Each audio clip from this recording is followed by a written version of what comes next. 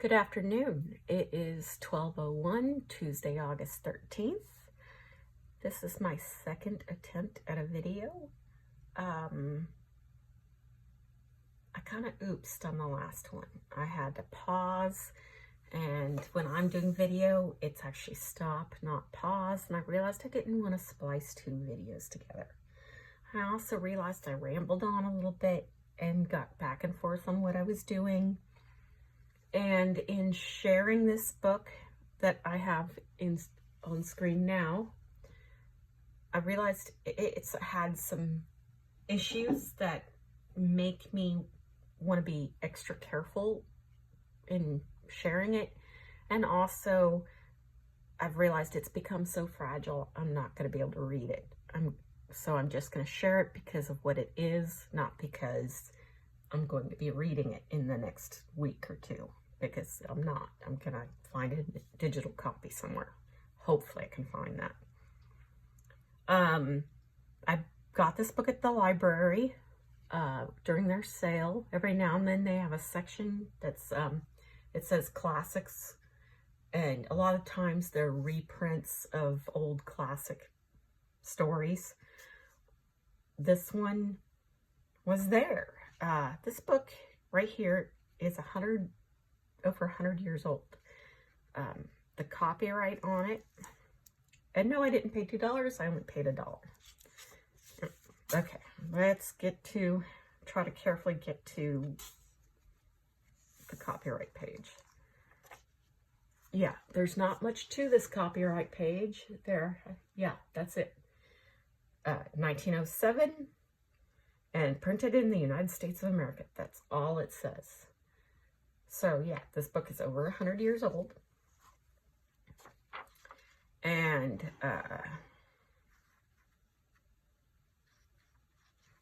yeah, and it's got tissue in it to protect the photo. That isn't a photo, it's a print. Whatever.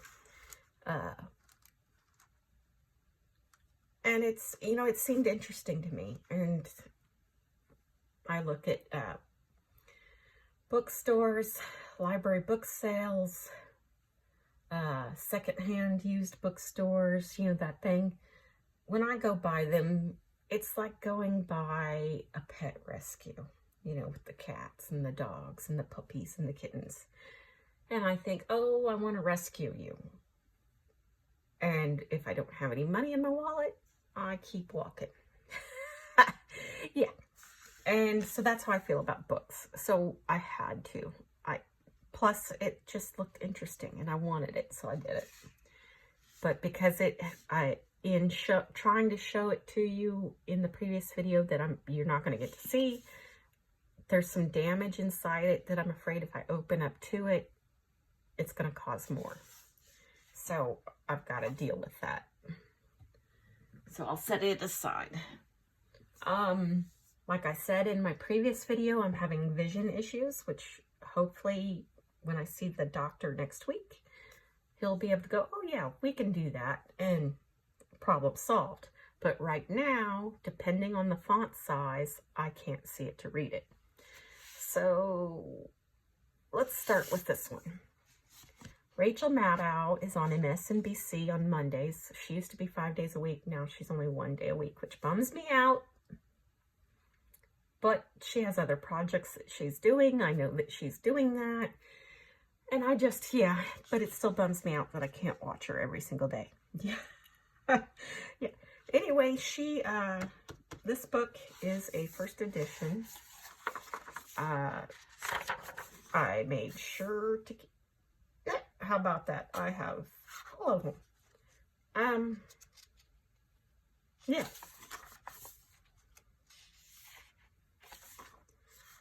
There.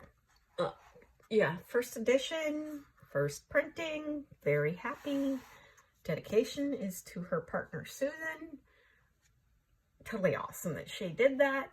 I like it. And the font, sitting here in this bright environment, I can see it. But sitting elsewhere where I normally sit to read, it might not be a big enough font. We'll see what happens. I'm going to try anyway. I don't sit here to read, even though this is the best spot visually, because sitting here causes pain physically. So I'm only going to sit here long enough to do this video, and then I'm getting out of this chair. So that's that one.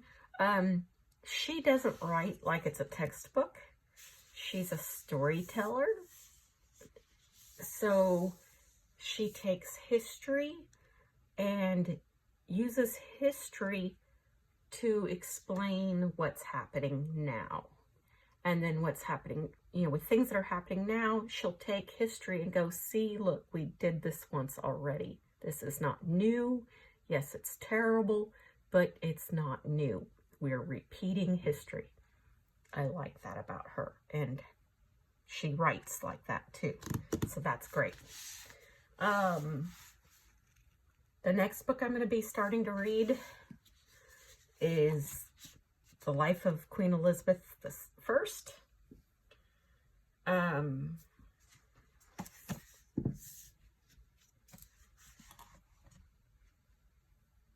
I have had a fascination with Queen Elizabeth I since I was a kid.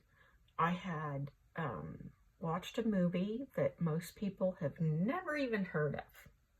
It's an old movie. I'm not sure it wasn't filmed in black and white and colorized. Called Young Bess. And it revolved around her childhood and her struggles with, as she became an adult. She should have been named heir and queen right away, and she pretty much got usurped by her sickly younger half-brother. But that little turd died, and she got to be the queen finally, because there was no one else. And well, she had help, but that's beside the point. I haven't read this book yet, and I fully intend to. The font is okay, just like Rachel's book. Again, we're in bright light, and that might be affecting whether I can see it or not. And let's get to the copyright. Here's where my frustrations with copyright pages really are going to show up with this one. Copyright pages are not standardized. I mean, yeah, they are, but in some things, every publisher does them a little different, and it's really frustrating. So this one I can get it. I get it because it's first American edition. So that leads me to believe that it was priorly copyrighted and published somewhere else. But it has a 10 and a 4. Usually when you're looking at first editions, there'll be a 1 on either side. This one's, like I just said, a 10 and a 4, which means to me, from what I understand, yes, it's a first American edition, but it's the 4th printing. Now, someone else might say, no, that's wrong. It's still a first edition. You don't need to worry about that. But it bothers me because I've got so many that say first edition and have the 1.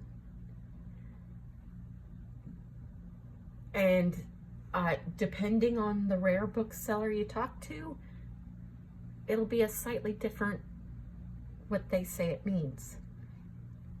So I'm leading with the one rare bookseller that I follow.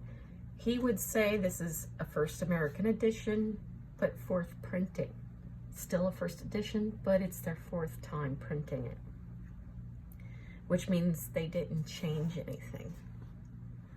So, okay, that's how it is. I'm worried about starting this book because it is about Elizabeth I, is it going to read like a textbook? Now, when I was a kid in school, reading a textbook was like pulling teeth for me. It was awful. As I've gotten older and I have chosen to read nonfiction, things don't quite feel so textbooky to me, but sometimes they're dry like a textbook. So what I'm planning on doing is reading a few pages of this one, a few pages of this one, and then as a reward, I will start reading a chapter of this one. I really love Stephen King. I didn't used to. My first experience with Stephen King, the book I bought, I still haven't read it because it was just, I couldn't. It was called Insomnia. And yeah, for whatever reason, I didn't enjoy it. I couldn't get past the first 2 chapters. So I haven't tried again. Granted, that was back when Insomnia had first been released. So what was that, 20 plus years ago?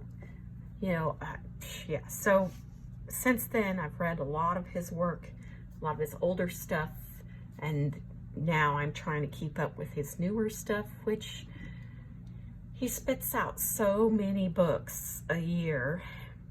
I realize it's only one every 6 months, but I caught an interview between Stephen King and George R.R. Martin, and Martin was saying, how do you do that? You know, how you know, because Martin, I mean, it's been years now and he still hasn't finished, I can't remember the title of the book that's supposed to continue on with the Game of Thrones. Wind of something or something wind. Anyway, I don't read it. I don't read George R.R. Martin because he kills off the people I like. And it's just too hard for me. Not too hard in reading material, too hard in the fact that every time I decide I like a character that he's focused on at that moment, it seems like a few chapters later he kills that character. And it's like, dang it. While reading, I did like Daenerys a lot. And I'm going to butcher his name because I've never watched Game of Thrones. I tried to watch the first episode. It was awful. To me, seeing a brother and sister have sex is just not something I want to see. You know, incest is just gross to me. But okay. I think his name was Tyrion? Somebody please help. It was Peter Dinklage, the actor. I love him. He's so great. Anyway, so back to Stephen King. George Martin asked Stephen King, how are you so prolific? How are you getting so much out? And Stephen King responded, well, I tell myself I'm going to write 6 pages a day. 6 pages a day in 6 months does not equal a 600-page plus book. It would be less than that. So I think that's his minimum, is 6 pages a day. I think that's what he's saying. Plus, I've read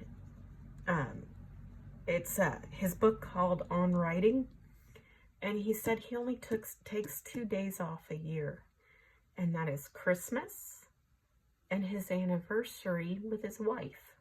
Those are the only 2 days he doesn't write. The rest of the time it's daily. Oh man, I wish I had that, whatever that is, that drive that he has, because maybe I'd be more than just self-published now. Yep, maybe. I didn't pay $2. I only paid $1. Woohoo! Yeah, so this one it's a first edition, and there's that pesky little 1. See? So, to me, this one means it's more of a first edition than what that Queen Elizabeth book. But, because it means it's a first printing. Plus, it says first edition. But then they get really specific. First hardcover edition, 2008. So does that mean that a paperback came out first? Now, I don't know. And I guess I could look it up, but I'm not gonna. But that brings me into the topic of paperbacks. I'm never ever gonna show you a paperback because I hate paperbacks. They are throwaway books. They are never worth anything that I'm aware of. I mean, they don't survive well enough to become old enough to become worth anything.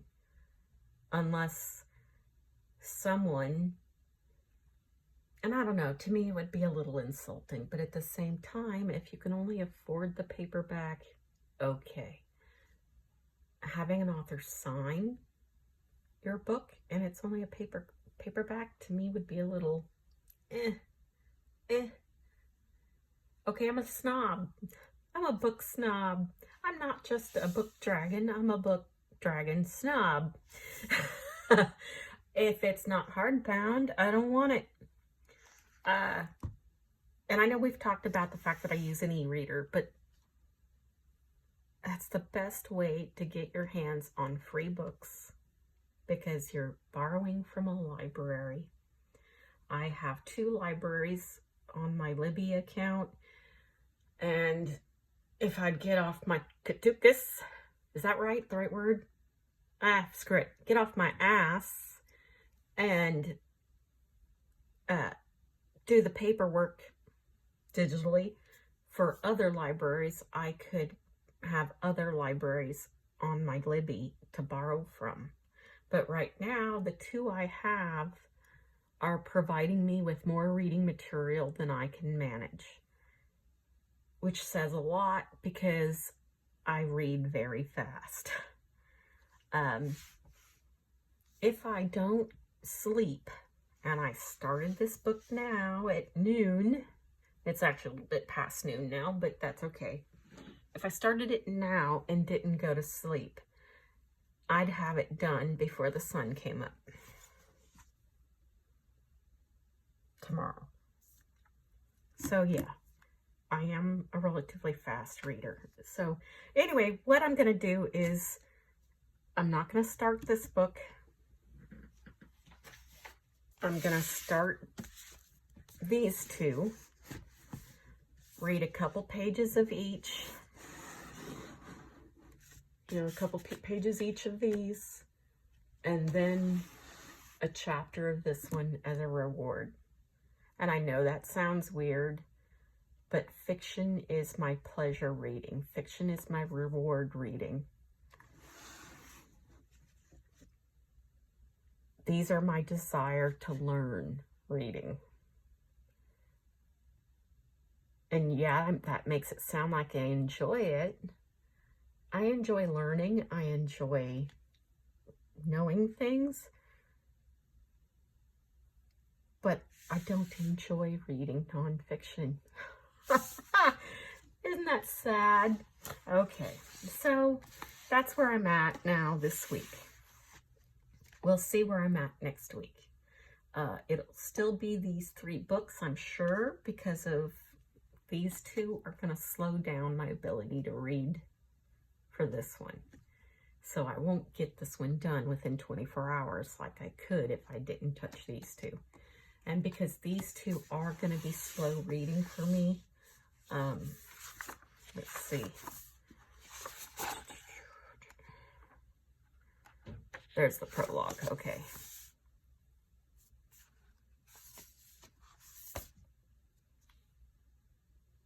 Okay, I wasn't expecting that word.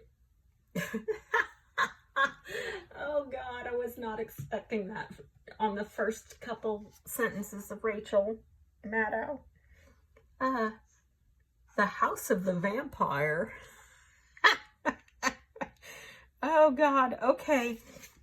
I might enjoy this one a little more than I thought I would. Okay, so maybe we're gonna be okay. Maybe not, we'll see. So yeah, I think I'm done. Yeah, I'm done. I have a book to finish up today on my e-reader. I'm so close to the end of that book I can taste it on my tongue. Like I almost didn't do this video because I knew that I was that close. But I wanted to get another video out before anything else today because I've got a busy week. So yeah, thanks for watching, and hopefully I'll have another video for you next week. Ta!